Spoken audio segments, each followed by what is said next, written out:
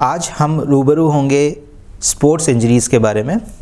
Sports injury वैसे तो हम आज की तारीख में देखें तो बहुत ही कॉमन एक टॉपिक है फॉर डिस्कशन, क्योंकि लोग स्पोर्ट्स को प्रोफेशनली ले रहे हैं और अपना करियर उसमें ढूंढ रहे हैं, इसलिए स्पोर्ट्स इंजरीज़ होना भी स्वाभाविक है।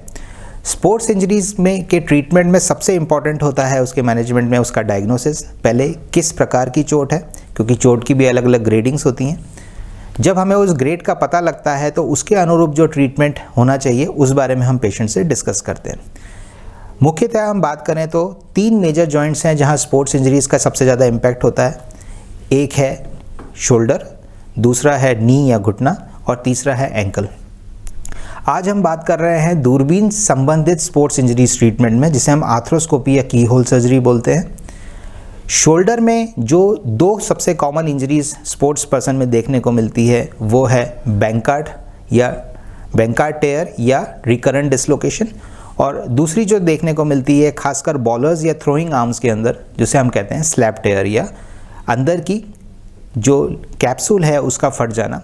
दोनों ही कंडीशन में पेशेंट प्रेजेंट करता है शोल्डर पेन और शोल्डर के डिसलोकेशन द्वारा, जिसका दूरबीन द्वारा ट्रीटमेंट आज हमारे पास उपलब्ध है। उदयपुर में फ्रीक्वेंटली ये सर्जरी हो रही है। इसका डायग्नोसिस हम MRI या दूरबीन द्वारा ही, जिसे डायग्नोस्टिक आर्थ्रोस्कोपी कहते हैं, उसके द्वारा कर सकते हैं, और साथ साथ ही हम दूरबीन द्वारा उस चीज़ को रिपेयर कर देते हैं ताकि दोबारा से प्री इंजरी स्टेटस में पेशेंट या प्लेयर आ सके और अपना रिहैबिलिटेशन प्रोटोकॉल के बाद स्पोर्ट्स में दोबारा करियर शुरू कर सके। इन सर्जरीज़ के रिज़ल्ट्स काफ़ी फेवरेबल होते हैं, रैपिड होते हैं और जल्दी से रिज़ल्ट मिलते हैं, ताकि पेशेंट या स्पोर्ट्स इंजरी का जो पेशेंट है वो नॉर्मल लाइफ में या दोबारा खेलने की स्थिति में जितना जल्दी आ सके और अपने करियर को परस्यू कर सके। दूसरी जो हमने जॉइंट की बात करी वो है घुटना या नी में आमतौर पर स्पोर्ट्स में 3 प्रकार की इंजरीज़ देखने को मिली है। एक है लिगामेंट इंजरीज़, जिसमें ACL या एंटीरियर क्रूशिएट लिगामेंट सबसे कॉमनेस्ट है।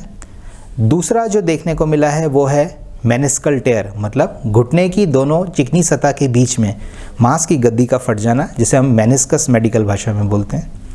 और तीसरा कॉन्ड्रल या कार्टिलेज लीजन, मतलब घुटने की चिकनी सतह में डैमेज हो जाना।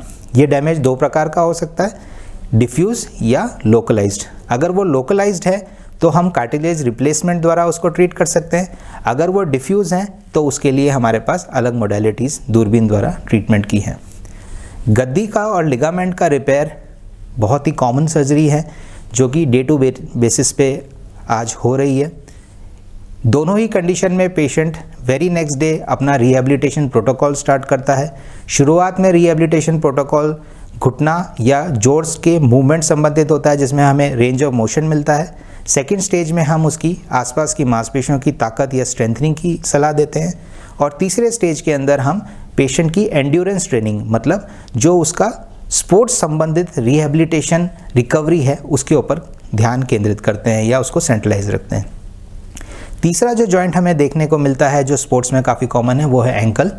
एंकल में भी जो लिगामेंट कॉम्प्लेक्स होता है वो 2 प्रकार का होता है, लेटरल लिगामेंट और मीडियल लिगामेंट कॉम्प्लेक्स, जिसमें लेटरल लिगामेंट कॉम्प्लेक्स की इंजरी सबसे ज़्यादा कॉमन है, जिसे भी दूरबीन की सहायता से पूरी तरह से ठीक किया जा सकता है। इसके साथ साथ ये भी देखने को मिला है कई बार कार्टिलेज का टुकड़ा एंकल जॉइंट के बीच में फंस जाता है टूटने से, जिसे भी दूरबीन की सहायता से हम रिपेयर कर सकते हैं या उसको हम निकाल सकते हैं। इस थेरेपी को ऑटोलोगस कॉन्ड्रोसाइट इम्प्लांटेशन कहा जाता है, जिसमें कार्टिलेज का रीजनरेशन होता है।